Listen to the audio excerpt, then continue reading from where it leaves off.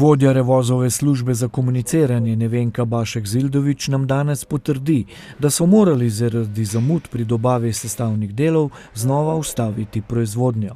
Res pa se še vedno soočamo z težavami z oskrbo, predvsem elektronskih delov, zaradi česa smo žal že v prejšnjem tednu zaustavili proizvodnjo za 3 dni.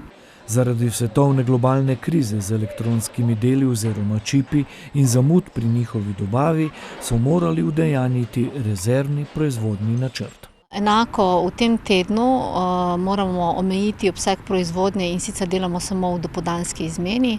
Ključni problem je, da v zadnjem obdobju v Revozu ne dobijo dovolj računalnikov, ki jih vgrajujemo v naša vozila in ki prihajajo od našega dobavitelja Boscha, ki ima svojo tovarno v Maleziji.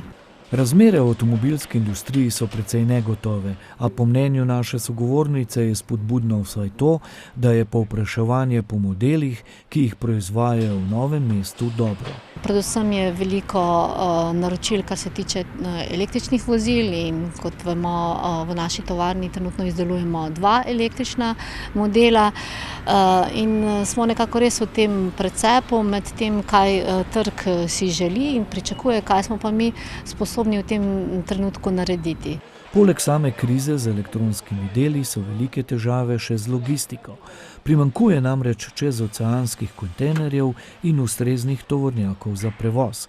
Danes v avtomobilski industriji ne morejo več načrtovati dobave delov in komponent za dlje časa vnaprej, kot so to nekoč, še dodaja Bašek-Zildovićeva. Trenutno stanje je zelo napeto in v Revozu upajo, da se bodo razmere čim prej uredile.